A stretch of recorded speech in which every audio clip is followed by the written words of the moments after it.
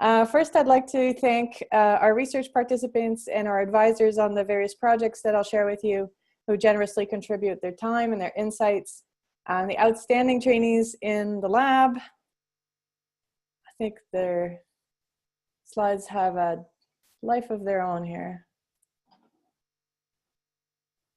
Sorry.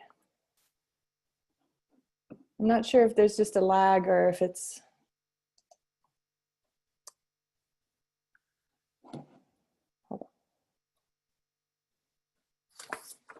Doreen, I don't seem to be able to... You can also just use your arrow keys. I don't know if that will help. Do you want me to go back for you, or? Do I have control now? You should. Okay.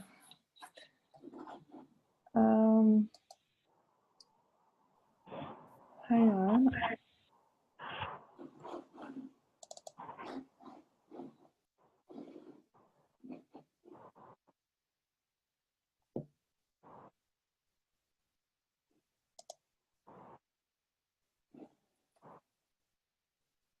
Okay. I apologize for that, everyone. Should be going. There we go. Okay. It looks like we're back. Okay. Very sorry about that. Okay, so our acknowledgements, so participants, outstanding trainees in the lab. My lab is called the Neuroscience Engagement and Smart Tech Lab, as well as collaborators for this work and funding bodies who generously support the work that I do. So we are all involved with AgeWell or in the broader technology community to some extent because we have an interest in assistive technology. And in the NEST lab, we consider assistive technology to be a very broad umbrella. And that includes everything from mobile apps to e-health resources like websites, all the way through to intelligent robotics. Now, these products have tremendous potential to assist the older adult community. And there's been some work looking into these benefits. As just one example of what these benefits look like, looking specifically at the field of social robotics, there is a review that was published just last year that found that a range of social robots, including the ones that you see on the slide, and we have Pero, Aibo, Cafero, Now, and AerobiQ. So this review study found that social robots have the potential to decrease agitation, anxiety, loneliness, and stress, and also to increase measures of quality of life, engagement, communication skills, as well as assistance with activities of daily living like medication adherence. Now, all these benefits sound pretty good to me, and I think we can all imagine they would also be helpful for our older adult community. But traditionally, when we think of older adult homes, we usually picture something like this. And I think it's pretty clear that there's actually no social robot roaming around, no little Aibo dog to be seen, and actually not very much in the way of technology at all in older adult homes. Now, of course, our older adult population in Canada is increasingly computer, tablet, and smartphone literate. And so these times are changing rapidly, but the adoption of potentially helpful assistive technologies from a range of different types remains quite low. So we've identified a number of barriers to technology adoption, and I want to share with you 4 of them today. And the first one is benefit. So of course, the older adult community really needs to see what's in it for them if they're going to be adopting assistive technology. And if we want them to be convinced that this is beneficial, then a good first step would be for us as a research community to be convinced of that. Unfortunately, the review that I mentioned earlier also highlighted that many of the studies that show the benefits of social robotics are either low or medium quality evidence. In my lab, we found similar issues with the quality of evidence around e-health resources and around tools like computerized assessment tools for cognition.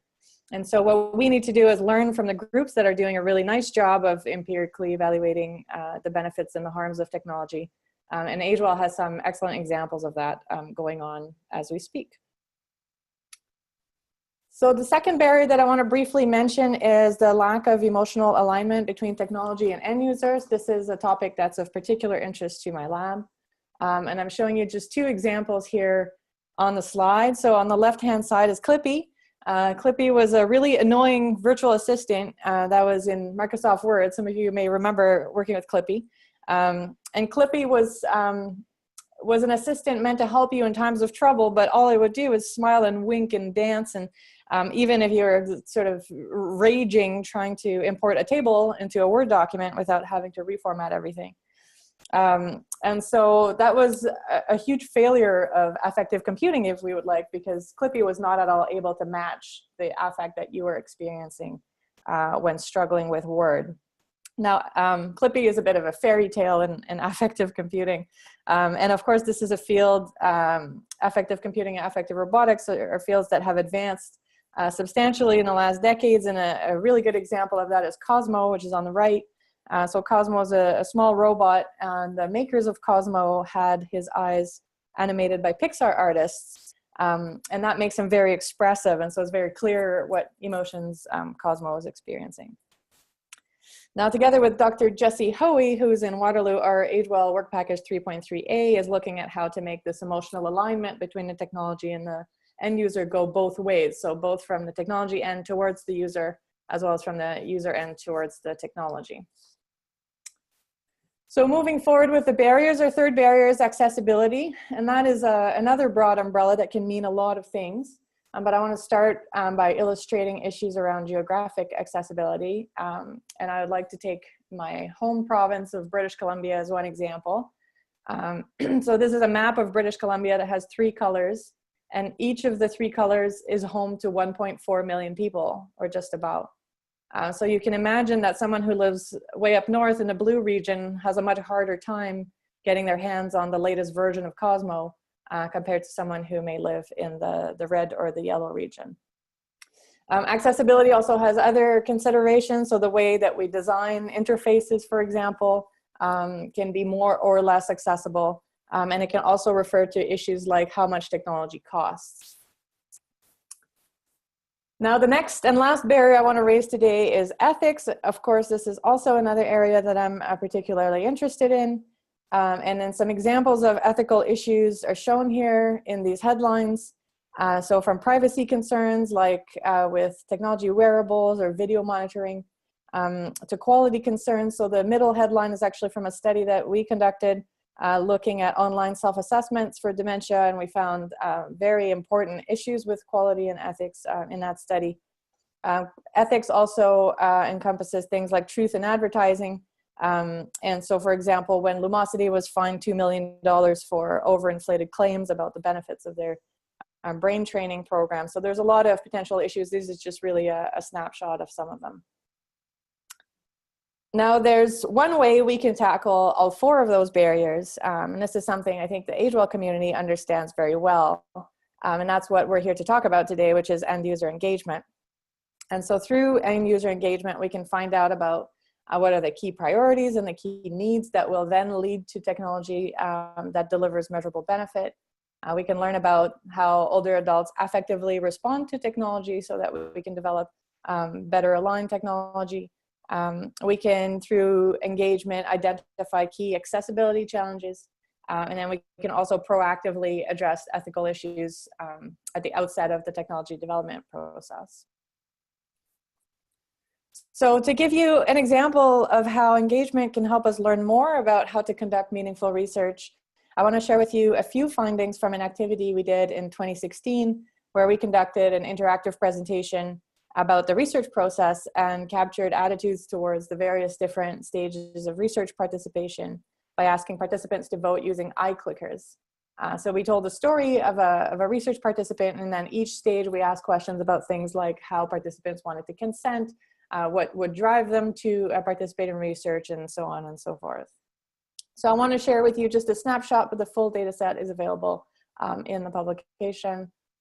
So just to start, we asked our participants why they think participation in research would be a good thing for them. And what we found is that the majority of people hope to benefit from the intervention, which was in itself a very interesting finding. And then second most popular answer was to help the scientists better understand dementia, so help the research community. Other motivations we uncovered during this work was to help future generations with dementia, as well as potentially benefit from a closer follow-up through participation in research. Now, if we look closely at the words in these responses, we find that participants are telling us that they want two things. They want to help and they want to benefit from the work that we do. So we need to think carefully about how we can provide both of these rewards to our lived experience experts that we engage. We need to make sure that the research process in itself ends up being beneficial for our community. And there's various ways to do that, but I think the most important thing is to really sit down and think about how this can be achieved. In terms of barriers to research participation,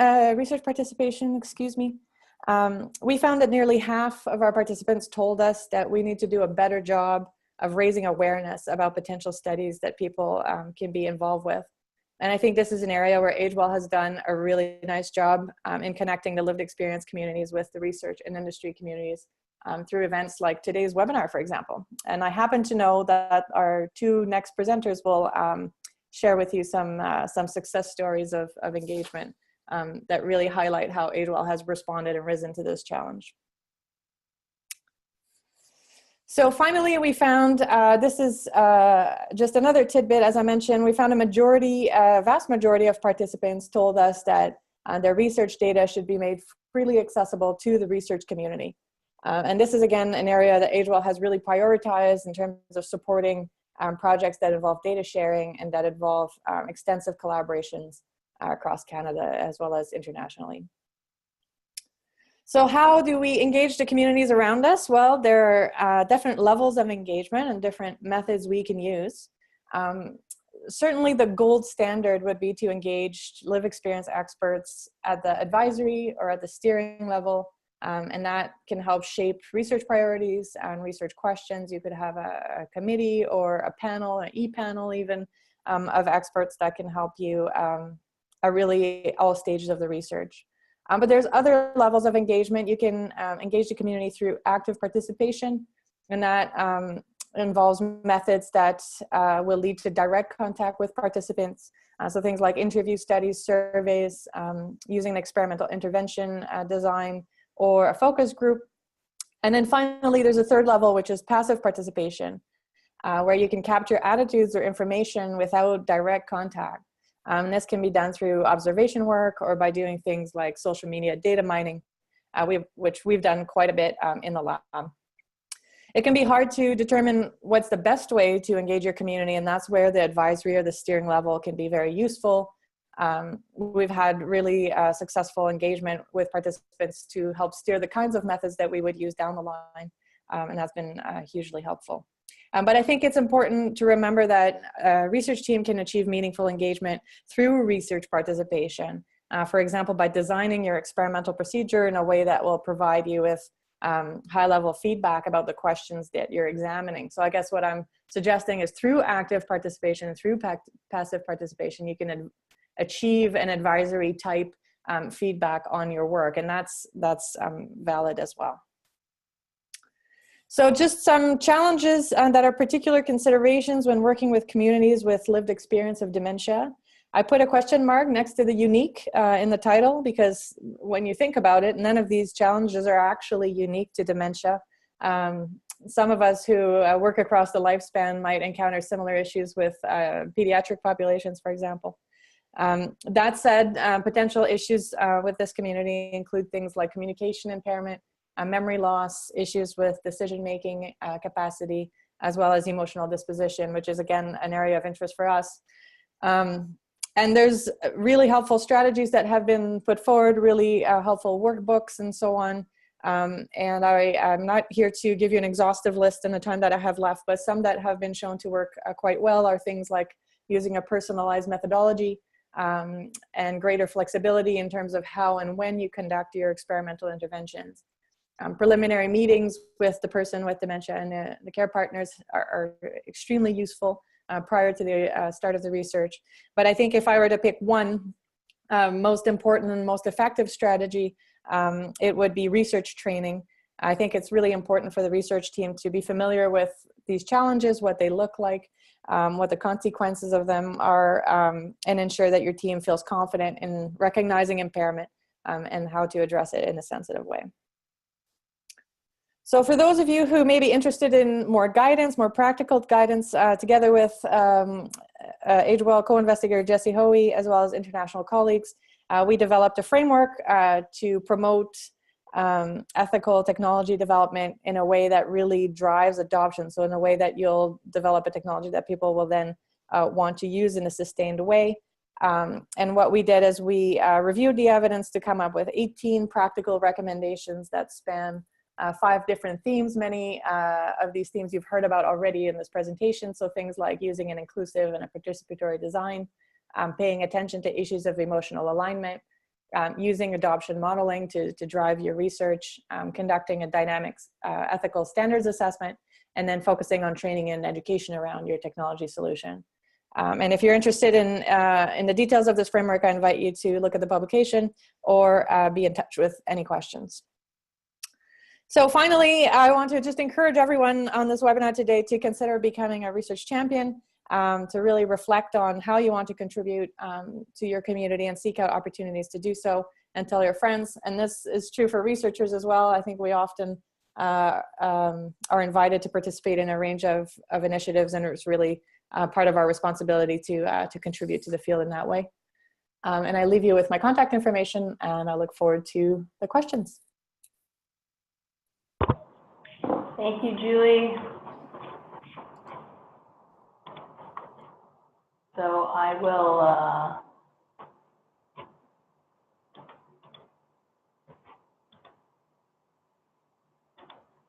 just hand it over to Ian, and if you've got questions as we go through, feel free to type them in the chat box or the Q&A, as I mentioned. Take it away, Ian. Thank you. So I would like to tell you about why I decided to take part in a number of AgeWell projects and some other technology and aging projects as well. You can see on this slide the 3 initiatives that I've taken part in, and you can see on the photograph that's me in the middle of the bottom row there, smiling away. So you can see that these things have given me a great deal of fulfillment. And I'm also going to be conveying ideas from my other older adult colleagues. There's Janet with the purple sweater standing behind me. And on the right side of the photo, there's Bessie from Halifax with the white top. And what I'm hoping to communicate to you today are what factors have helped me to participate in projects, hoping that you can take these ideas away to your research, and if there are any older adults listening, that they can perhaps be enticed to joining in some projects themselves. I'm going to be leaving you with some resources to help promote older adult engagement in your current projects. And right off the top, I want to acknowledge the support of the OA Involve team, who've helped me to both prepare these slides and give me input to this, with a special thanks to Romeo Collarbong, who you see, the gentleman on my right side. He's our local adult engagement specialist for Toronto. As Darina said, please feel free to put into the chat any questions you've got. If we can't answer them today, I'm going to be giving you contact information at the end so that you can follow up with us. So these 3 projects, as I mentioned, the OA Involve project, where I've been a member at the participatory level and also the advisory level. The second project is the CareRate out of the University of Waterloo, which aims to provide technology to help caregivers. And I'm also a member of AgeWell's Older Adult and Caregiver Advisory Work Group and Committee. Next slide goes like that. Thank you.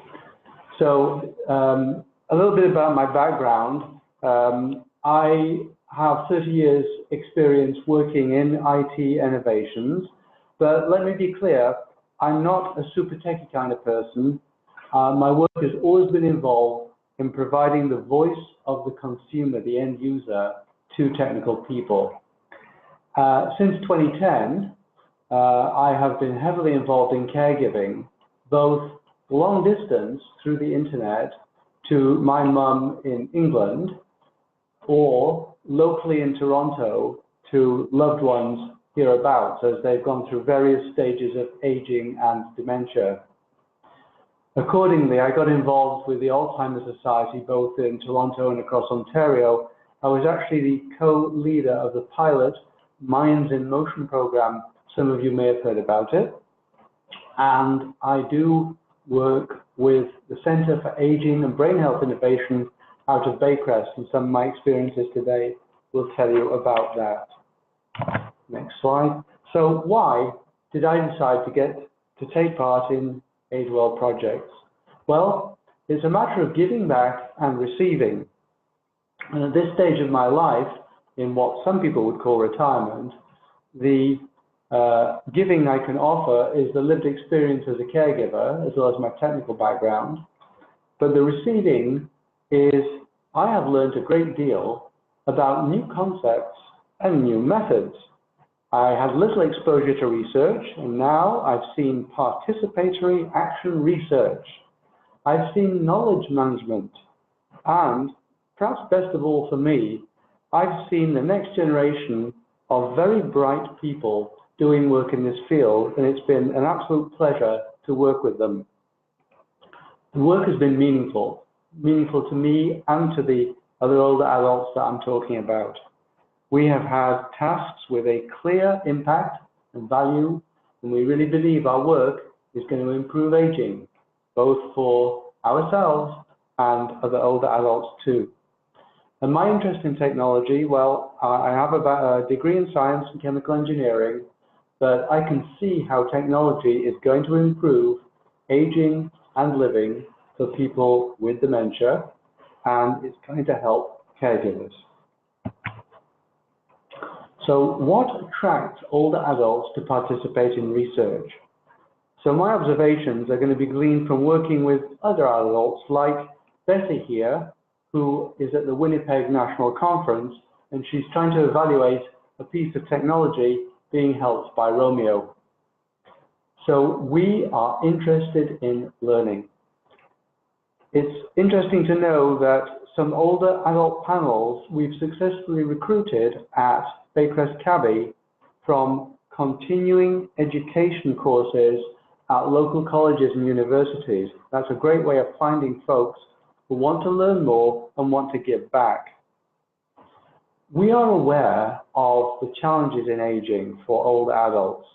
So we're talking about health, either physical or mental, emotional, cultural barriers, especially here in Toronto with many different nationalities, different levels of income, technological barriers. Some of us want to play with new tools. Some of us are quite frightened of them. As we engage older adults, we need to be thinking about those challenges. And as I've said, we want to make a difference. Look for individuals that are going to feel that way. And we have had successes, and we've had some folks who, in fact, found it difficult to contribute and have actually withdrawn from older adult panels. So a lot of this is about the OA Involved project. And this slide, by the way, all of my slides are going to be made available to you as well as this recording. This slide explains that the OA Involved project is about, and I'm going to explain the structure, it's about finding best practices to support the active involvement of older adults in technology projects. So on the left side, you see the researchers led out of Dalhousie with co-investigators out of Toronto Rehab and the Health Network in Toronto and out of Guelph. And on the right side, you see at the bottom the older adult research partner group members out of 4 locations. And above them, you see the key roles of local engagement group leads, and these folks really help older adults to succeed in engaging. So the OARPG was established in 2016, and you can see that it's around 12 members at 4 locations across Canada. Typically, it meets by video 6 times a year, but the local teams can work more often together, either across a table or across the internet. Members co-participate with researchers in advising and planning in projects to ensure the voices of the consumers are heard. We have been and are co-authors and co-developers of all the project outputs for OA Involve, such as presentations like this, posters, videos, guides, and reports. So what does successful engagement look like to older adults? Here I'm reflecting views from myself, from Janet on the left side, and from the entire OA Involve team in the video on the right side. So let's talk about meaningful work. For examples of meaningful work that we have done, we have conducted interviews for case studies in the OA Involve project. As I've said, we've co-created videos, posters, etc. As we see Janet here at Winnipeg, we have presented at conferences, presentations which are essentially our words, our feelings, and we've gotten help from folks like here in the right-hand picture in trying to get our words into the words that researchers can distill and understand. Our work is supported by the members, the research members of the team who are particularly skilled in facilitation, in building trust, and in building rapport. So when we get acronyms like PAR and NMO, researchers recognize the furrow on our brow and they say, oh, we mean National Management Office. Okay, that helps to build trust and has been a key success to our participation. How do we measure it? Older adults feel encouraged to participate. Our inputs are valued, and that is recognized in the outputs of projects. We see pieces that we have contributed, and our challenges are supported, whether they are physical limitations, whether they are our ability to use technology or not, and other limitations which I'll speak of shortly. This is an example of a poster which was co-produced, and you can see 4 graphics in the center, each of which was composed by the 4 local teams in Toronto, Guelph, Vancouver, and Halifax. You can drill down on this in the slide deck, but I'm going to focus on the key messages in the right, which I hope help you to prepare for your research projects. There is a need, I'm going to go through these in detail. There is a need for real, clear, two-way communication. I've spoken about acronyms. I've spoken about the facilitation skills in recognizing when an older adult has feelings or wishes to express something but can't put it into scientific or research words. That's where the research side, their skills are at a premium. It builds a team togetherness, which we have witnessed over the 3 years of the OA Involve project, a mutual respect. The researchers have made allowances for possible limitations, but they have not made assumptions about older adults. They have recognized that older adults come in all sorts of flavors with different life experiences, perspectives, and they have integrated those flavors into our project work. Every session is typically designed, and the design is actually reviewed by a couple of older adults before it's rolled out to the whole older adult team. Clear evidence is provided to show that our input matters. The project is for us, with us. Now, it's obvious, but I want to emphasize that older adults must be interested in the particular topic of the research. So my involvement in the caregiver project, Care Rate, is obvious that I've given care to my mum. I've seen technology that I know could have helped her and will help others. Again, the strong facilitation skills cannot be underemphasized. There is a lovely video of 2 minutes called We're in It Together. I don't think time is going to allow now. If the link will work, Yeah. let's try and play it. Yeah.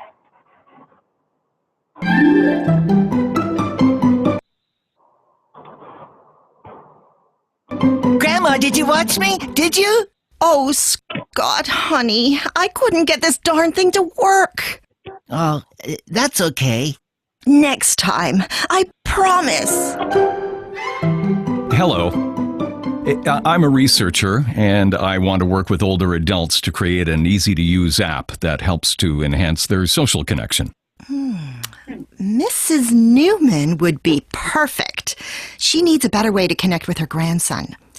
Let's see if she'd like to meet you. Wait here, please. Why would you want a retired accountant like me on your advisory board? Because a diverse group of OAs with many different experiences is absolutely key for successful PR&D of technologies. Oh, that's a lot of letters. Sorry. OA means older adult. PR&D is participatory research and development. Well, why didn't you just say so? I promise to use plain language from now on. We'd really like your help making decisions and developing the app. I'm in! That's wonderful. Let's get started tomorrow. I'll meet you here? I was hoping for a change of scenery. Okay. We'll use our boardroom. We can invite the other older adult partners in our project. Is 10 o'clock all right? Oh, that sounds lovely. Oh, just make sure to book an accessible taxi. Oh, I hadn't thought about that. And Jean-Marc, I hope that your boardroom is wheelchair accessible? Yes, it is. Good.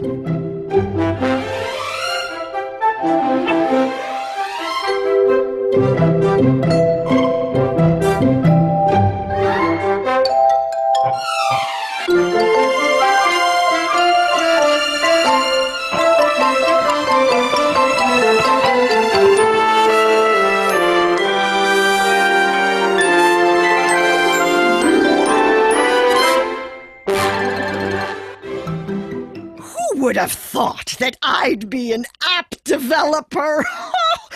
I know the first person that I'll use it with.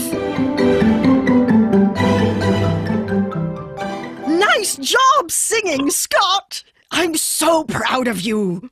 Thank you, Grandma. I'm proud of you, too. Oh, thank you, dear. Bye-bye.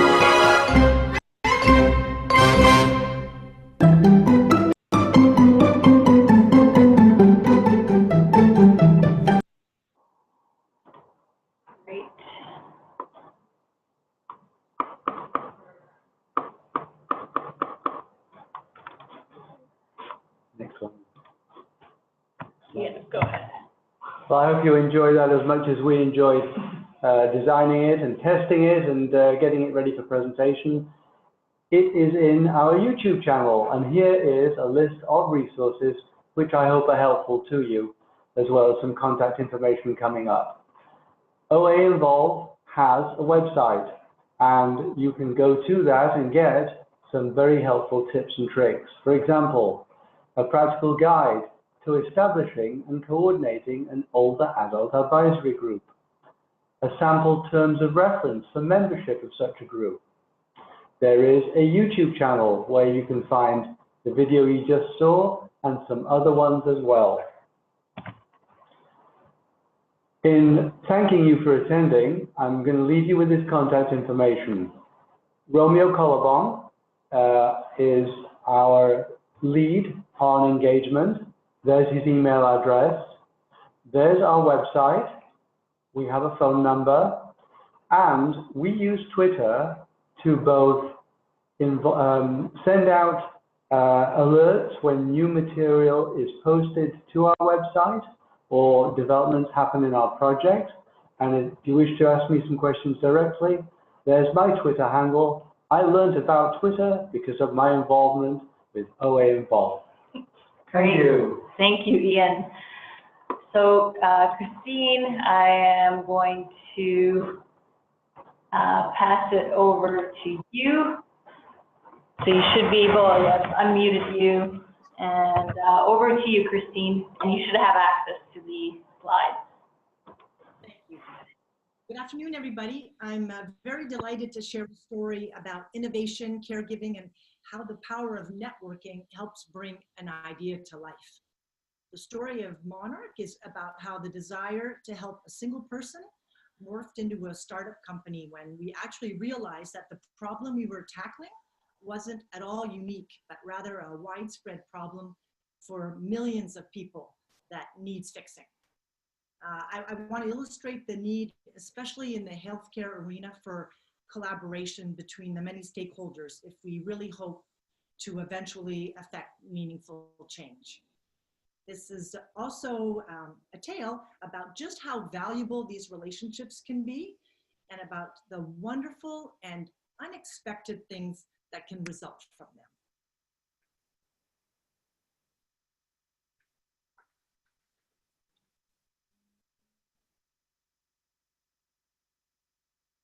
Trying to get my next slide. So if you have an idea worth sharing, there's no way around it today. You need others to help you share, especially in this day and age when there's just so much noise out there on the internet and everybody is fighting for your attention. As a new entrepreneur, I learned in the last few years 4 important things about networking that I'd like to share with you. One is that you should have no predetermined objective, but rather keep an open mind when you meet someone. You're not likely to get out of it exactly what you think you will, when you will, or from whom you think. 2, every single interaction is valuable and that you can learn something from everyone, oftentimes after the fact, but particularly if you do more listening than talking, there's benefit. Number 3, networking is definitely not linear.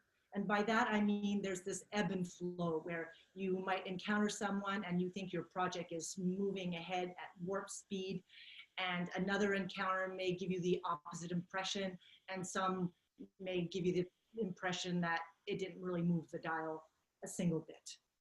And the 4th thing is that if you are driven and you stick to it, your initial little idea, like that little monarch woven heart on the left of the screen, will eventually, with the help of others, turn into something much bigger over time. Specifically, I'd like to share our story as it illustrates that you can never guess where the next interaction might lead. Inspired by my mother who lived with Alzheimer's disease, I discovered that dressing someone who's no longer capable is brutally difficult, both emotionally and physically. I invented clothing that turns the dressing wrestling match into a more gentle and nurturing event, as it should be. Now, let's just take a quick course, Dressing 101, to give you a better sense of what I mean. In more advanced needs cases, today's standard is to dress someone while they're lying down.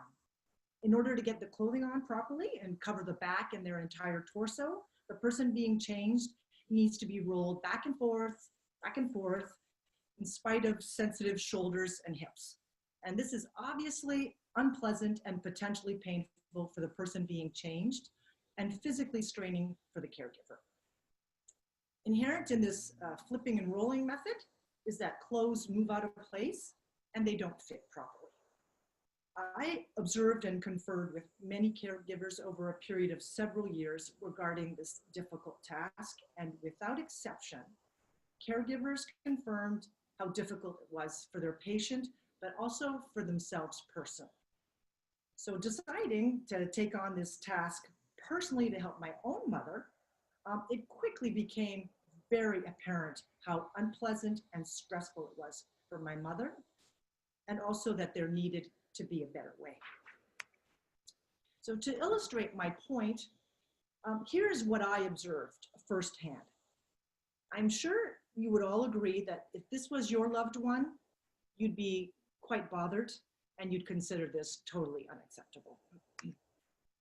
Now, if you accidentally discovered, like I did, that this is what their back looked like, and they were leaning against this all day long, it becomes something different, a call to action. The day I saw this for the very first time, something changed for me. I decided to channel my energies and to fix this. And that day, Monarch was born. And this is not a criticism at all towards caregivers in any way. Our society, I consider, is in a crisis. And we're living in an era where two things are on a collision course. Our society is getting older and sicker, and the resources to care for these people are dwindling.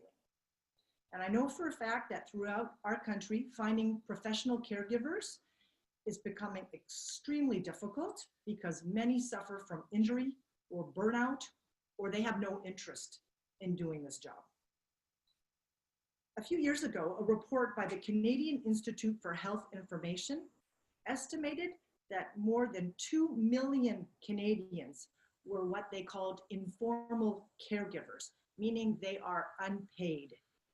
And the report added a conservative estimate to their economic contribution was $25 billion a year.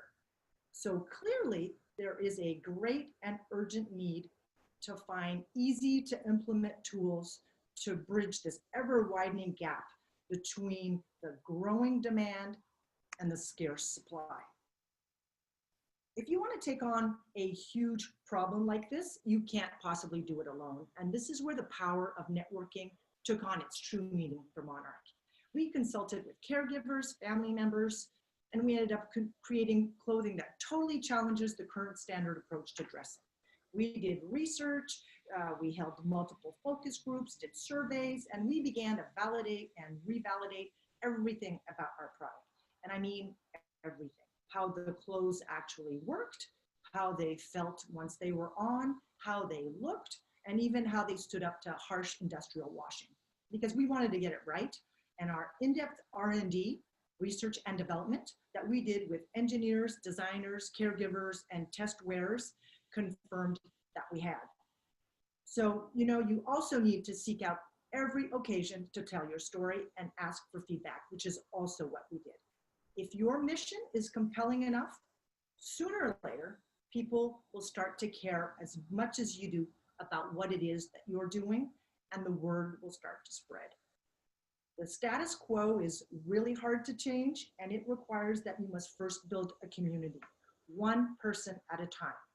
Now, if you're really lucky like we were, you'll eventually get to meet the Wayne Gretzky of networking. This is our Wayne. This gentleman is Ron Bolano. He's so hard to describe because he's just so many things. He himself was a caregiver to his own father who lived with Alzheimer's. He's a great advocate, a networker like I have never seen, and he is a generous spirit with a huge heart. He also participates in a number of Age Well committees and is the co-chair of the Older Adult and Caregiver Committee. My partner and I met him for the first time at a diner in April of last year. And at that meeting, he described to us the Age Well community. He explained that it was a special universe where people from all walks of life who cared about issues surrounding aging came together just to find better ways of doing things. And this is where the unexpected, convoluted benefits of partnerships with people like Ron and organizations like Age Well start to unfold. So at this meeting, he gives us a magazine called Dementia Connections, which was created by Lisa Poole, who's also involved with Age Well. And on the cover of that issue was Jan Arden, one of Canada's most famous singer-songwriters. And this particularly struck me because just a few days before that, my good friend, unbeknownst to me, had reached out to Jan's manager to introduce Monarch to them, knowing that Jan's own mother was living with Alzheimer's. Then, a few days after meeting Ron, Monarch is at a trade show where Jan Arden, of all people, happened to be a guest speaker. Months later, we happened to reach out to Jan again, this time on Twitter. So Fast forward a few months, and Monarch later that year was selected to be among the 8 finalists of the Age Well National Impact Challenge, which is the Canada-wide search for the best innovations that support aging. So of course, this was a super exciting opportunity for Monarch. We shared our story, we could showcase our product, and more importantly, educate people on the issues with dressing. All one way or another had a connection or was touched by aging and its challenges. And this Age Well conference was, I would say, one of the best venues so far for us to make meaningful connections.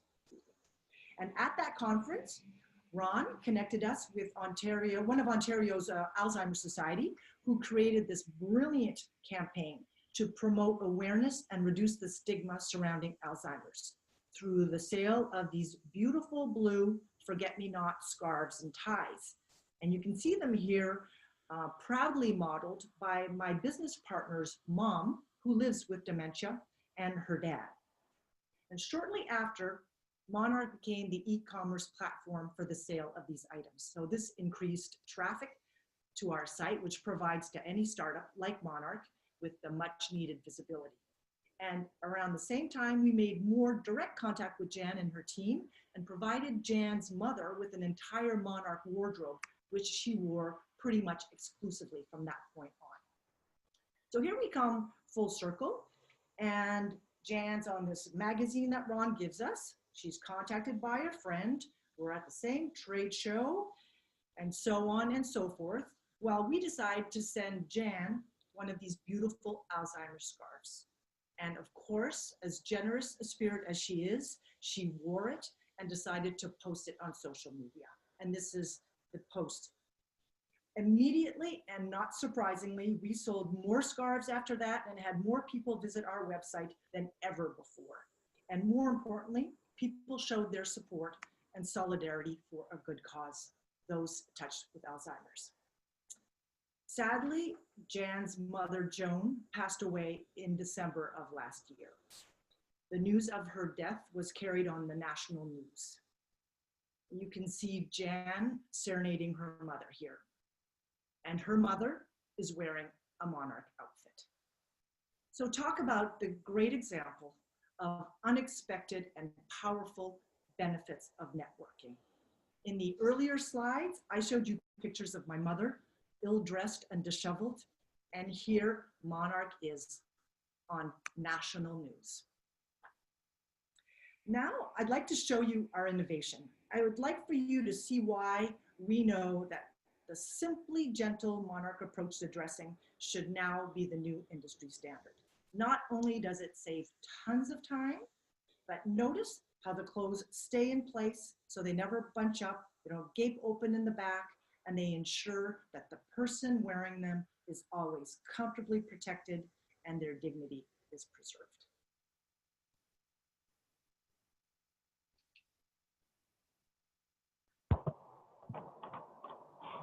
The truth is, at some point in our lives, 1 in 40 adults we know will need help dressing themselves. Alzheimer's, MS, stroke, long-term disability, or short-term injury, the causes are many. Dressing is such a simple thing, yet for all too many people, it isn't at all simple. Traditional clothing is designed for you to dress yourself. What if you were in a wheelchair or couldn't get out of bed? What if it actually hurts to get dressed? This is how assisted dressing should look. It should be easy, quick, and gentle. Our clothes slide on easily from the front, avoiding the need to awkwardly pull clothing over someone's head and contort their arms into sleeves.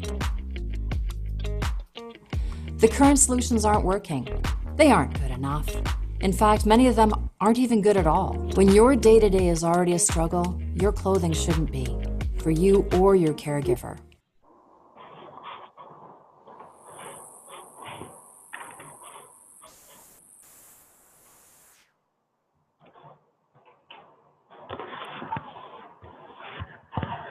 And I'd like to show this picture, which I think is a perfect representation of great collaboration between all the stakeholders, different age groups, different experiences. This is a picture showcasing a group of people who came together, united to conduct a pilot project with Monarch to test our clothing. And in this picture, you see Revera, North America's second largest provider of long-term care services. They are management staff, they're personal support workers and other staff.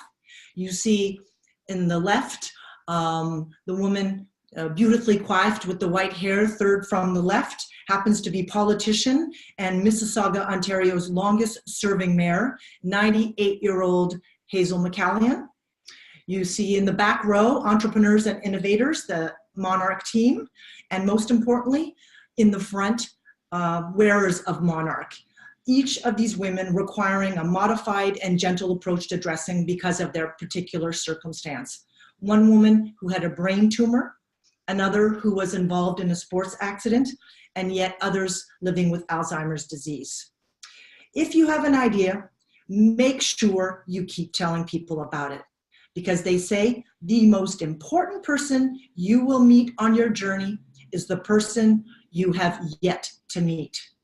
So I suggest the next time you're sitting next to a stranger, you might want to strike up a conversation. Thank you for your time and allowing me to share our story of collaboration and innovation with you today.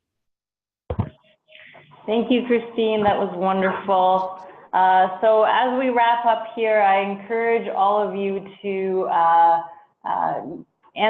to put your questions in the chat box. I'm going to start asking some of those questions. And as we do that, I just want to remind you of that we are evaluating our webinars. And let me just make sure I send that properly. So that's the survey link there. I see that there are a couple of questions. Some of these are for Ian and some of these are for Christine. So Ian, the first question, I think this one came in during your presentation, is why isn't Quebec involved, I'm guessing, in that OACAG group? And maybe they are in certain ways, but perhaps you can answer that. So I wasn't present at the very, very start of the older adult group, and I'm not in a position to answer that question, but I'm sure that the leader of the project will see this question and you will get an answer. All right, thank you, Mary, for that question. We have another one for Christine. So the question is from Mark. Does Monarch have clothes for men? Thank you for that question. It is a question that we get frequently, and our goal is to provide clothing for men. We do have men that are wearing some prototypes currently. Our pants, by the way, happen to be unisex. So they are popular. They're being worn by men and women. The entire system of dressing is the same for men or women. We have prototypes made, and we appreciate the need for men's. What we are trying to do as a startup is trying to build proof of concept, they call it, to see how people react to our idea, and hope to grow it, of course, to include men. I think this one is for you as well, Ian. So the question is from Azadeh. Would you please explain what are the older adult activities during co-creation sessions? Sure. Depending on what is being created, the older adults can be involved in the conceptualization, in the design, in the actual building of for example, a presentation, and in the delivery of the presentation, either speaking live or making a recording for wider dissemination. I hope that answers it. If not, question again and I'll give you more detail. Thank you, Ian. So Julie, we've got a question for you. Can you say a bit more about personalized methodologies? Yeah, sure. I think the important thing is just to be responsive to what your participant population wants, and is willing to do. And I think as researchers, sometimes we get a little bit hung up on following the protocol for a given type of intervention, right? So for example, well, a qualitative interview study needs to be done a certain way, and all participants need to have the same experience in the same setting and the same prompts. And for various different focus group methodologies, sometimes we have very detailed protocols on how to carry those out. And I guess the concern is always, oh, well, if we don't adhere to the strict methodology, then we'll have a hard time with a reviewer too.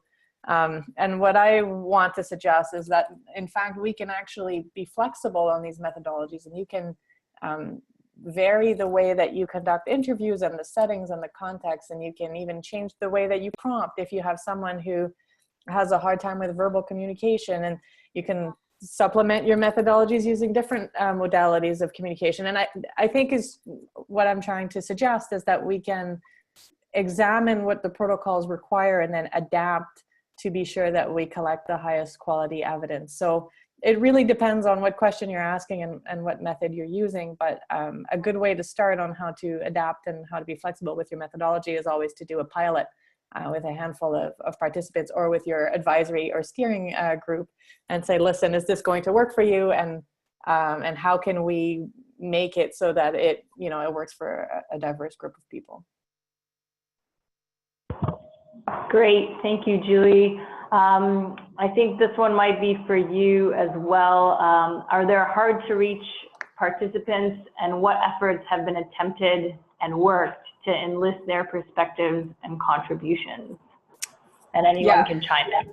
Yeah. This is the $1 million question for this panel. Certainly, there are hard to reach participants. There are traditionally hard to reach participants. There are and that's for a range of reasons, whether cultural perspectives on research participation, geographic considerations, access to technology for things like teleconference. And increasingly, we're aware that we need to do a better job with these populations, but it's very challenging. And I think one of the most successful approaches in reaching these groups have been to have mandates from the funding bodies. So in the United States, for example, right now, if you want to conduct a clinical trial with a dementia population, you get extra incentives. So that's code word for money. If you are able to prove that you're enlisting 50% from a given minority or from a given a subgroup of the population. And so that's really what ends up motivating people to go the extra mile, or to brainstorm how to really reach these populations. But in terms of day-to-day, I think teleconferencing is a huge advance. Certainly in a number of my projects, it's been critical to reach populations that are further away. And then again, I'm going to sound like a broken record here, but the question, the key solution is to go to your population and say, well, what can I do to connect with you better, and implement whatever solutions they are able to put on the table. Great, thank you, Julie. So we are going a bit over our time here, so if you're interested in the discussion, feel free to stay on, but if you've got to go, we understand.